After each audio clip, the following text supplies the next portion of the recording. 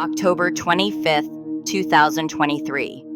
The early morning streets of Dallas, Texas were about to reveal a tragedy that would shake an entire community to its core. At 7:20 a.m., Dallas police received a call about a body found abandoned on the roadside. When officers arrived at the 1600 block of Murdoch Road, they discovered a woman, lifeless, discarded like she meant nothing. But this woman, she meant everything to so many people. Her name was Dishier Stevenson, a 38-year-old Black single mother who had built an empire from the ground up, a successful businesswoman, a devoted daughter caring for her paralyzed mother, a tax professional who helped her community, a woman who radiated life and ambition. But despite everything she had accomplished, despite how far she had come, Dishier could never fully see her own worth.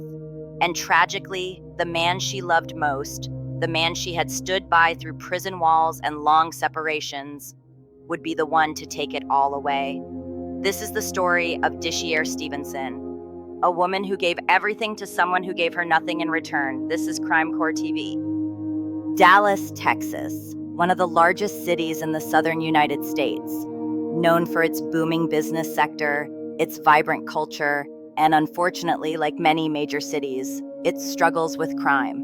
But in the midst of these challenges, there lived a woman who refused to be defined by her circumstances. Born on November 16, 1988, Dishier Stevenson was the epitome of a self-made woman. She wasn't just surviving, she was thriving. Dishier ran a successful business called Shea Money Purses and More, LLC. She sold fashion items, clothing, purses, hats, beauty products. But it wasn't just about the products. It was about her vision, her independence, her determination to build something that was hers. On social media, she went by Shea Money and Money Making Dishier. And it wasn't just a nickname, it was her reality. In her free time, Dishier worked as a tax auditor, helping clients file their tax refunds. This side hustle wasn't just lucrative. It showed her commitment to helping her community build wealth just like she had. As a Black single mother, Dishier had overcome obstacles that would have broken others. She built her businesses from the ground up, juggling multiple revenue streams while creating a better life for herself and her family. She was proof that success wasn't about where you came from, but about the work you were willing to put in. But Dishier's greatest role was being a mother. She had a 17-year-old daughter named Maya, and the love between them, it was undeniable. For her daughter's 17th birthday, Dishier bought her a car, not because she had to, but because she could, because she had worked hard enough to give her daughter the life she deserved. Family was everything to Dishier. Her social media was filled with pictures of her nieces, nephews, goddaughter, birthday celebrations, family gatherings, love. But perhaps her most demanding role was being a caregiver.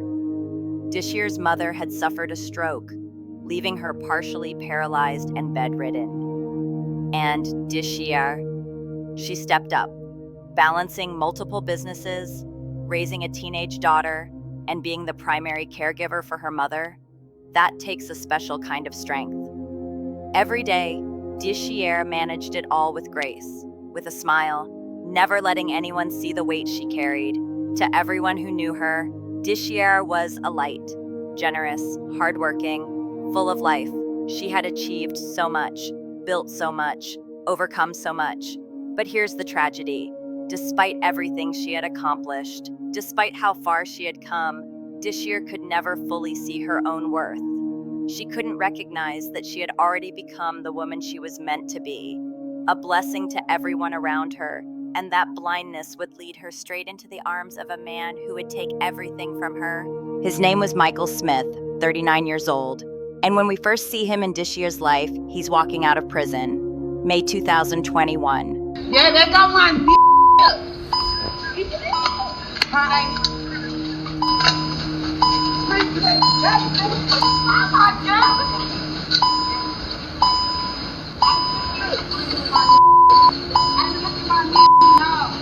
This what they baby waiting on, ain't it? Oh! Ain't nothing so bad, my ain't crying and everything. You I ain't just made him no crime. Baby, you got my ID. That's... Hey. Me too. Yes, thank you so much. Thank you. Oh, I'm finna fly back home. Not right here? Cause my finna eat steaks and shit. You gonna have to pull up today. It's a whole bunch of drunk shit going on in their past. I'm finna take them to see his mama first stop. Watch this moment closely. Dishier is there, dressed up, makeup done, glowing with excitement. She's filming the moment, going live on Facebook, sharing her joy with the world. But notice his energy. He walks out, barely looks at her. No excitement, no overwhelming gratitude. When she hugs him, it's awkward, stiff. And then something that many people noticed, she opens the car door for him. He doesn't reach for it. He waits, like she's his driver, not his partner. And within seconds of getting in the car, Dishier is back on her phone, talking to family, filming herself. And Michael? He's just there, silent, detached, already looking like a man who wants to be anywhere else. But Dishier didn't see the red flags. Or maybe she saw them and chose love anyway. The truth is, Dishier and Michael had been together for years. They'd dated long before his incarceration. And when he went to prison, Dishier stayed. She visited, she wrote letters, she sent money, she kept their connection alive across prison walls and phone calls. To Dishier, this was loyalty, this was love, this was what you did when you committed to someone. And when Michael was finally released in May 2021, Dishier didn't just pick him up, she went all out. She organized an extravagant surprise to mark his release, a celebration, a fresh start. She booked them a beautiful hotel room. She made sure everything was perfect. This wasn't just a pickup, this was a homecoming. And just days after his release, they got married. It was a small, intimate ceremony. But to Dishier, it represented everything. A new chapter, a reward for her loyalty, proof that love could survive anything. She posted about it proudly. She called him her world. She made it clear to everyone, anyone who knew. Dishier knew just how devoted she was to Michael. When she committed wholeheartedly. But what Dishier didn't realize was that Michael's time in prison had changed him. Or perhaps it hadn't changed him at all. Perhaps this was who he'd always been. While Dishier was out building businesses, creating opportunities, and making a name for herself, Michael found himself struggling to adapt to life outside prison walls. He had no job, no income, no independence. And Dishier, she didn't mind at all. In fact, she openly embraced being the provider. She posted about it. She funded their lifestyle. She took him on vacations. She threw him lavish birthday parties. For Michael's birthday, she gifted him $10,000 in cash. $10,000, just because she loved him, just because she wanted to show him that she was all in. And you live, baby? We turning up. We just ate breakfast. Y'all, this is so beautiful, isn't it? Y'all just don't understand. I ordered this Bible. The reason I got this Bible, y'all, you think I've been reading? I told him I'm gonna read some couple scripture of this Bible, y'all. But I ordered this Bible from Amazon. But in reality, it's like a lock safe box. He don't know that what's in there. So y'all had to know I couldn't put the whole 10,000 in there plus the ring. So I don't know how much thousands I got in there with the ring. But I have the rest of the thousands in my purse. So here come Easy. He don't know. And his last birthday present is going to be on the 7th of April the 7th, which is his last birthday present. I'm be so excited.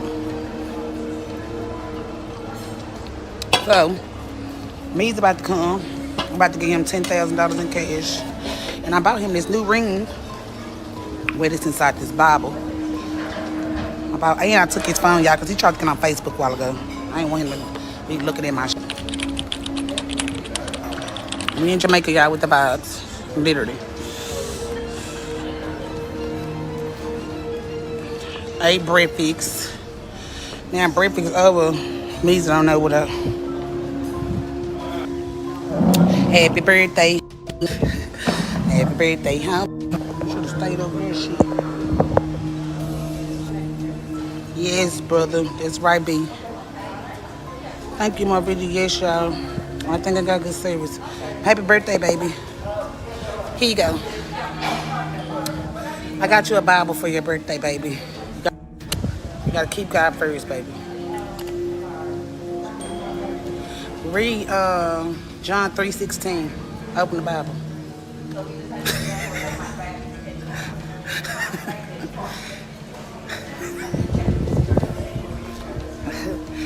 A new ring, baby, and I got you 10,000, but I couldn't put 10,000 in there.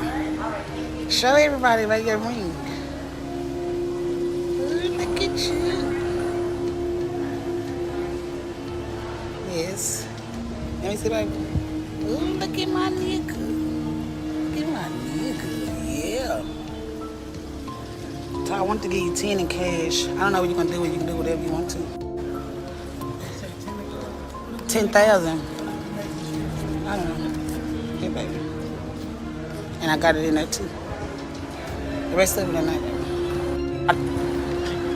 You're welcome, baby.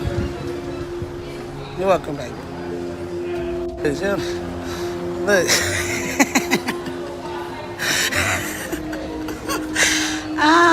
You're not an egg. My husband with new ice on his hand. Don't play with his fucking wife. Don't play with my nigga.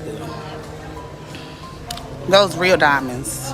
Tell them, baby, we don't wear nothing for diamonds, baby. Real diamonds. Cost a pretty penny, but it's real diamonds, baby. I'll work for you. I can lose everything today. I know I get it back just because of you. I know you so much, Meezy. Yeah, that's right. New ice for my... But instead of gratitude, something darker began to grow inside Michael. Resentment, jealousy, insecurity. Here was this woman, his wife, who had everything figured out. She was successful, she was confident, she was thriving. And him, he felt like nothing. He felt overshadowed. He felt emasculated. It's not uncommon for some men to struggle when their partner out-earns them or achieves more visible success. Traditional gender roles, societal expectations, these things can create pressure.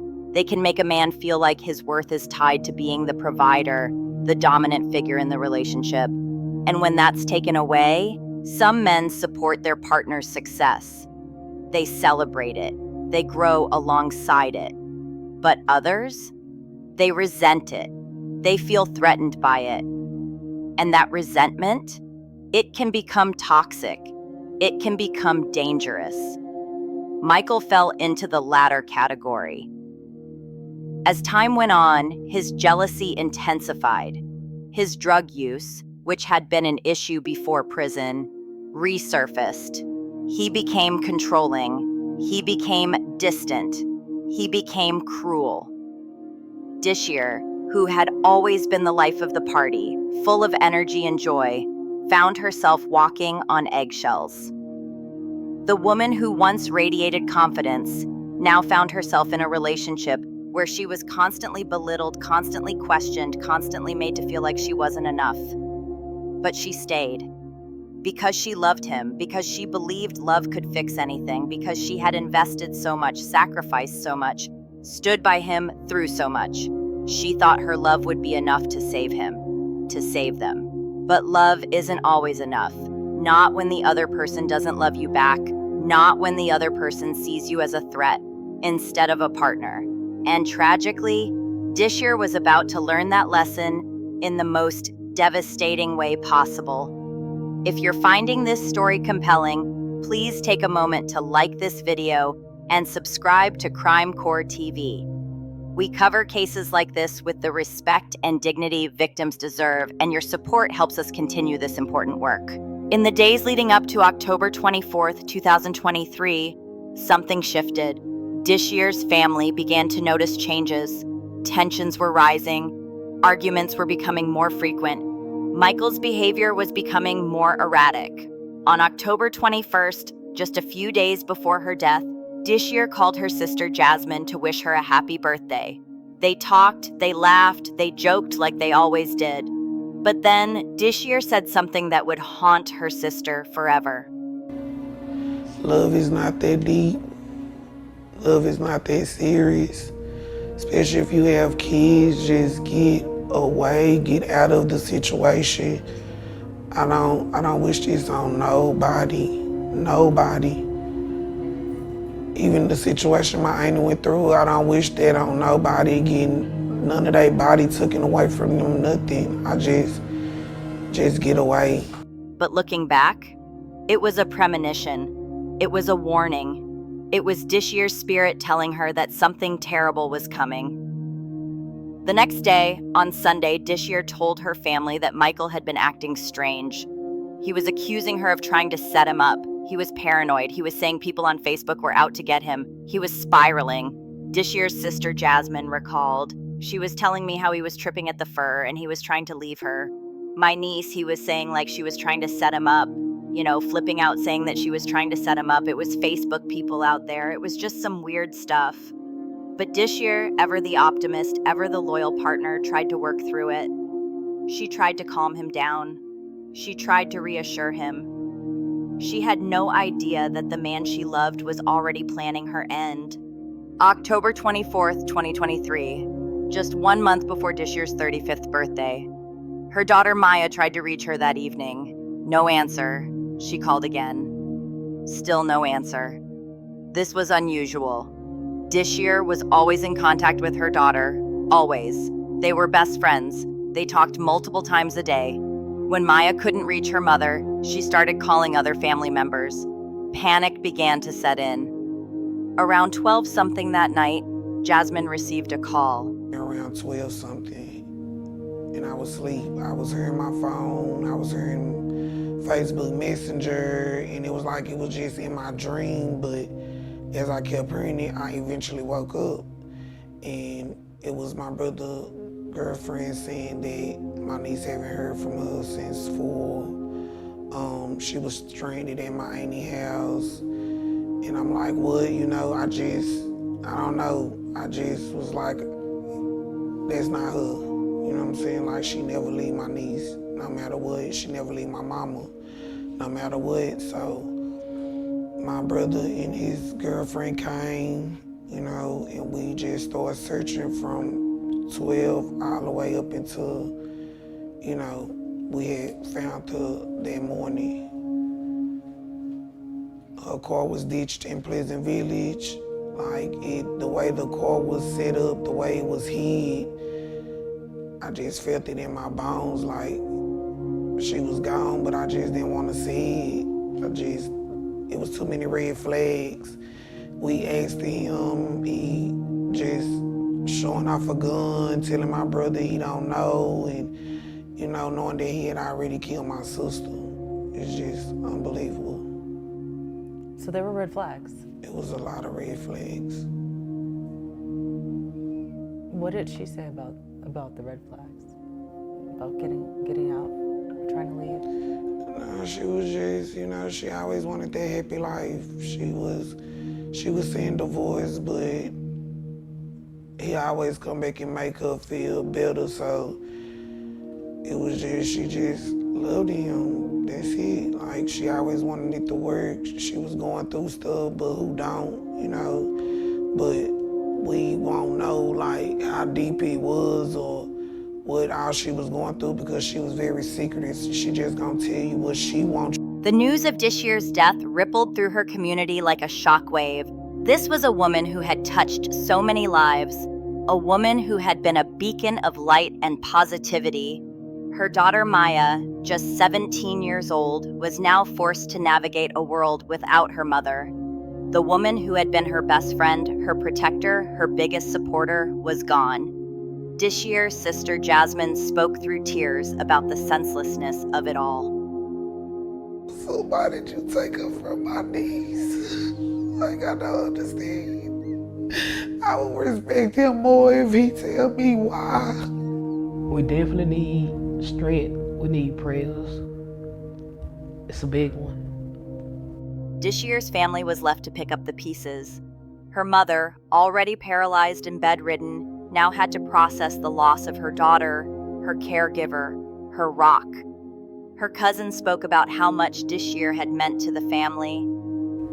I really don't even have the words because my cousin, she had a load, you know what I mean? Like, boys taking care of my aunt, you know, she paralyzed. She got one daughter that's in high school, graduating next year, that she'll never be able to see. And she strives so hard to get where she was at, and it's just like, I don't even know.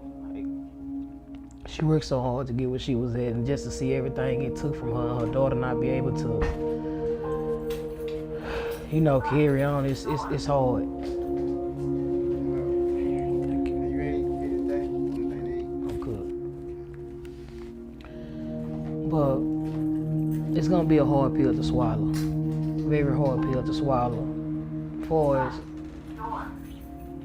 just missing her energy, her vibe, like, you know, her taking care of her mama, like us having to go give her mom and her daughter the news after all day, 4-hour standoff, or looking for her, trying to find context clues, not knowing how to tell them, like, this it's hard. Like, it hurt the city, it hurt a lot of people. Like, she had a lot of love. And, you know, as a family, we're gonna stick beside, you know, and make sure we carry her legacy in a good place.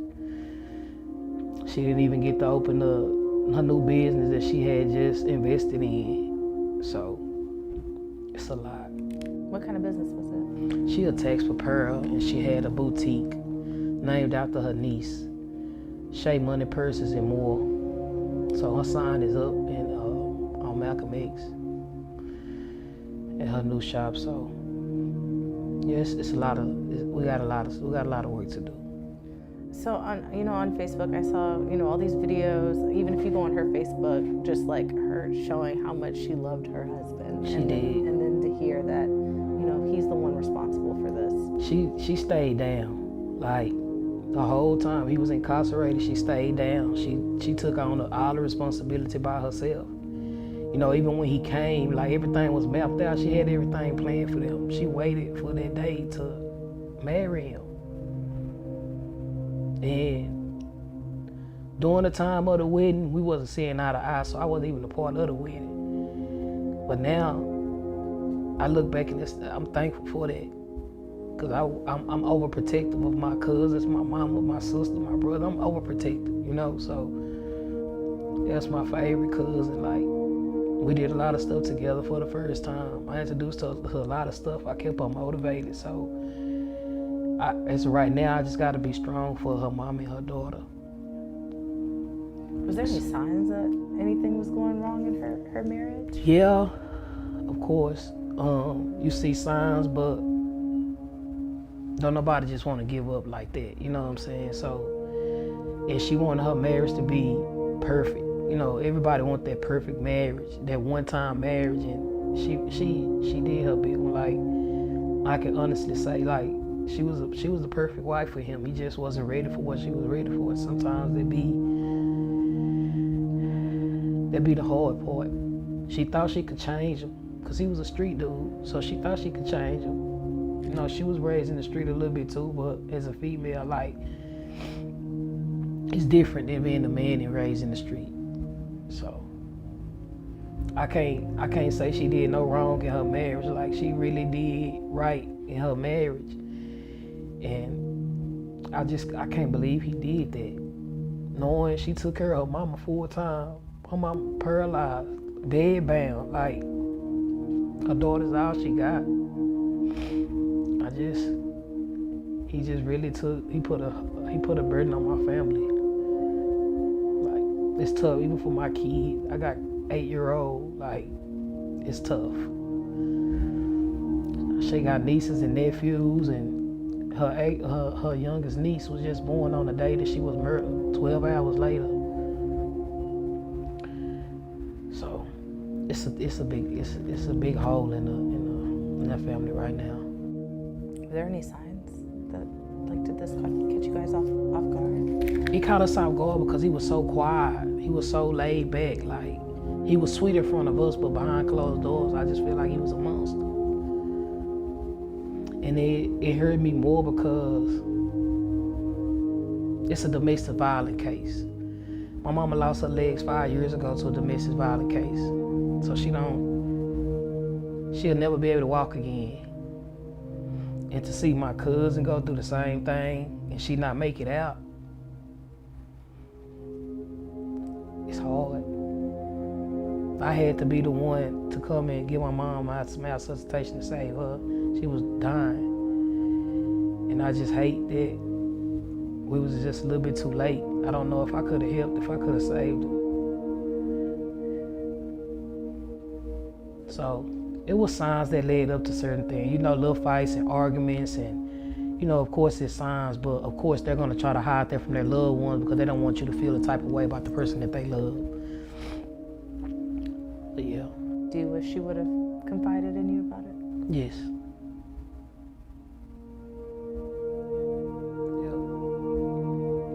Tell me a little bit about her. She was outgoing. She was outspoken.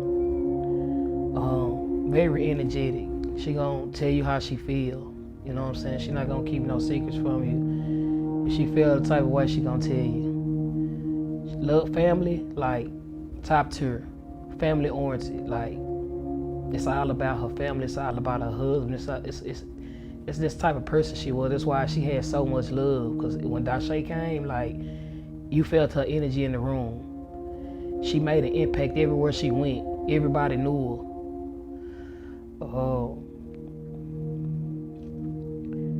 And you know, like I said, both our moms in a wheelchair, so it's like our bond blew closer and closer because she seen that, you know, she had to step up. I used to tell her all the time, you gotta step up. You the oldest. You know, you gotta take care of your mama. So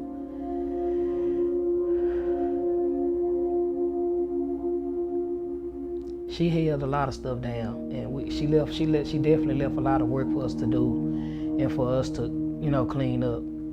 And I just hate it came to this situation for her to have to be away from him. I had conversations with her, another incident that happened in their relationship, and she told me, cousin, I'm gonna try to do whatever I can do to save my marriage. I love you enough to understand that, and I want you to be happy. You know, I can't make you happy, I make you happy, but if he hurt you, I'm gonna hurt him. That was what I tell her. And again, like I don't know if it was anything that I could have did to help her in that situation. And like I said, we were so close when they found the body. Where they found the body at, we were so close. It's like, damn, like if I'd have got there a couple minutes early, even if she was suffering, I wish you know. But you know, you can't make a person leave somebody that they love. No matter what you say, no matter what you do, when a person loves somebody they love them, you gotta let them, you know, leave when they ready. And I just hate that it's too late. Yeah. It seems like she's gonna leave a big void in Yeah. your life, Yeah. your family's life.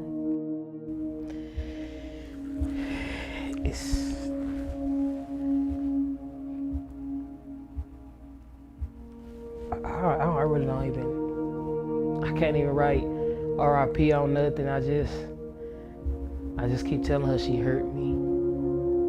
She hurt me, but my goal right now is to, you know, take care of my aunt as much as I can and help put her daughter through school, because I know that's what she really wanted more than anything. That's her pride and joy, her daughter. That's her best friend. And I know she hurting right now. She trying to stay strong. And that's the reason really why I came here, because I haven't even been open. I came here because I just needed that break. We went and seen her yesterday. She still looked at herself, but it's just different without her being here. Like she's so loud and her energy just so big. It's just like, how can you not? You know what I'm saying? You can't, when she come, you know she here. She gonna come to your door, she gonna knock like the police. Like, you gonna know it's her. It knocks on the doors, them calls. It's over with. We definitely need strength. We need prayers. It's a big one.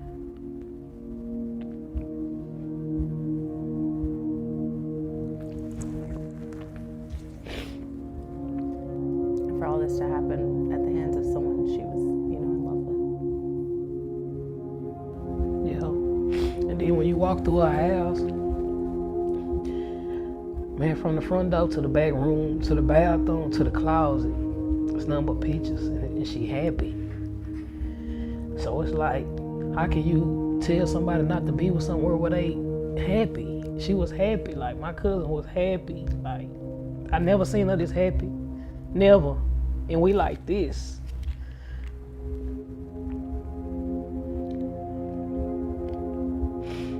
Does it make you just think about what could have went wrong? Yeah. I want to know. Look, don't nobody know but them.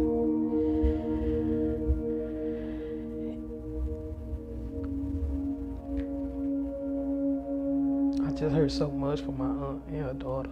Like, my aunt not 100%, and she can't just, like. But we're gonna make sure they straight. And she used to always tell my mama, like, oh, I'm gonna fight for my marriage like you fought for yours. I'm gonna fight for mine like you fought for yours. That's what she wanted. My mama fought for hers, and she'll never walk again. My cousin fought for hers, and she gone. So it's like, I hate domestic violence. I really do.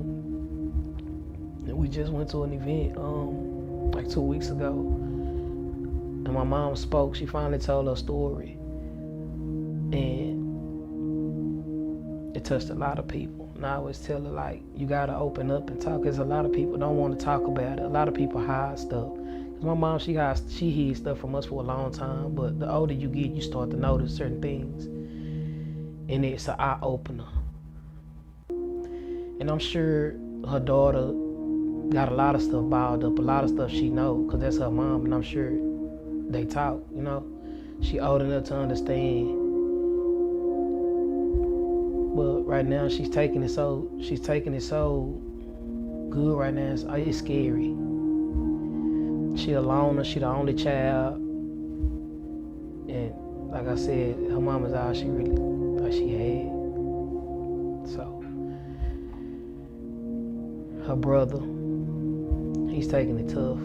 Baby was due on the same day, and they was best friends. So it's tearing us down,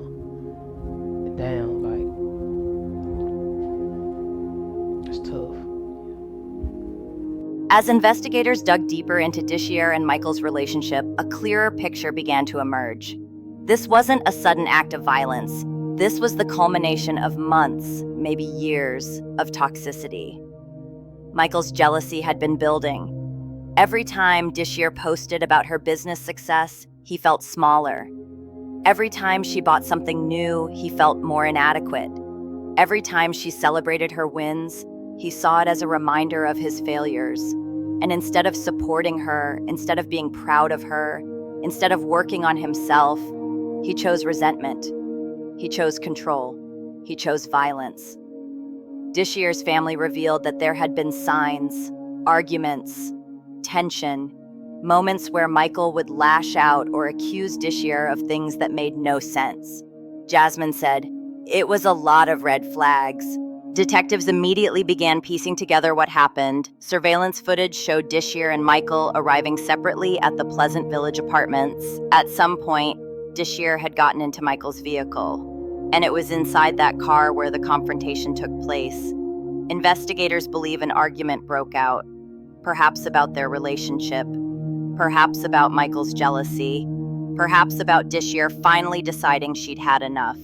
But whatever was said in that car, it ended with Michael pulling out a gun and shooting Dishier in the chest. He then drove to a nearby location and pushed her body out of the car, leaving her on the side of the road near Lincoln Memorial Cemetery. When detectives searched Michael's vehicle, they found blood, a spent bullet casing, and one of Dishier's sandals. The evidence was overwhelming. But Michael? He had already gone into hiding. For the next several hours, police searched for him. They visited his residence and found multiple firearms inside. They tracked his movements as he tried to evade capture. Finally, they found him at a local barbershop. He was apprehended without incident. When questioned, Michael made a bizarre claim. He said he had been under the influence of PCP, also known as angel dust, at the time of the shooting. He tried to suggest that the drug had influenced his actions, that he wasn't in control of himself. But investigators weren't buying it. PCP can cause hallucinations and erratic behavior, sure. But it doesn't turn someone into a murderer. It doesn't create violence where there was none before. Michael Smith knew exactly what he was doing. And now, he would face the consequences. He was charged with murder and held on a $1 million bond in Dallas County Jail. Michael Smith was arrested on October 25, 2023, and charged with the murder of his wife, Dishier Stevenson. He was booked into Dallas County Jail on a $1 million bond. Over 2 years have passed since Dishier's tragic death. As of November 2025, no public records indicate a trial date, plea agreement, or case resolution. The case remains pending in the Dallas County Criminal Court system. Murder cases in Texas can take anywhere from 2 to 4 years to reach trial, especially in large jurisdictions like Dallas County. Pretrial proceedings, competency evaluations, discovery disputes, and plea negotiations all contribute to these lengthy timelines. Michael Smith's claim that he was under the influence of PCP at the time of the shooting may have triggered mental health evaluations to determine his competency to stand trial. These evaluations can add months or even years to court proceedings. While the legal system moves slowly, one thing remains constant. Dishier's family continues to wait for justice. Her daughter Maya, now 19 years old, has had to navigate these formative years without her mother's guidance, love, and support. Moving from teenager to young adult without the woman who had been her everything. Her mother remains without her primary caregiver, the devoted daughter who had sacrificed so much to ensure her comfort and care. And a community mourns the loss of a woman who was a light to everyone who knew her. The wheels of justice turn slowly. But one thing remains certain. Dishier Stevenson's memory will never be forgotten. Her light, her ambition, her generosity, and her love for her family will live on long after the courtroom doors close. Dishier Stevenson was born on November 16, 1988. She was taken from this world on October 25, 2023 at just 38 years old. Another Black woman lost to domestic violence. Another story that should have never happened, but her memory lives on. Her daughter carries her legacy. Her family honors her name. And her story serves as a reminder of the importance of recognizing red flags, valuing yourself, and understanding that love should never cost you your peace, your safety, or your life. According to reports, 4 Black women are lost to violence every single day in the United States. Dishier's story is not unique. It's part of a larger epidemic that disproportionately affects Black women who face higher rates of domestic violence, femicide, and systemic barriers to protection and justice. Rest in peace, Dishier Stevenson. You were a blessing to your world. You deserved so much better. Your light will continue to shine through your daughter, through your family, and through every person whose life you touched. If you or someone you know is experiencing domestic violence, please reach out for help. You are not alone. Your life matters, and you deserve to be safe. The National Domestic Violence Hotline is available 24/7 at 1-800-799-7233. You can also text START to 88788 or visit thehotline.org for confidential support. This has been CrimeCore TV. Thank you for watching Dishier's story and helping us honor her memory. Please like this video, subscribe to our channel, and share this story to raise awareness about domestic violence. Your engagement helps us continue to tell these important stories with the dignity and respect victims deserve. And remember, if you see the signs, speak up. If you're in danger, reach out. Love should never hurt, and no one deserves to lose their life at the hands of someone who claimed to love them. Rest in power, Dishier Stevenson.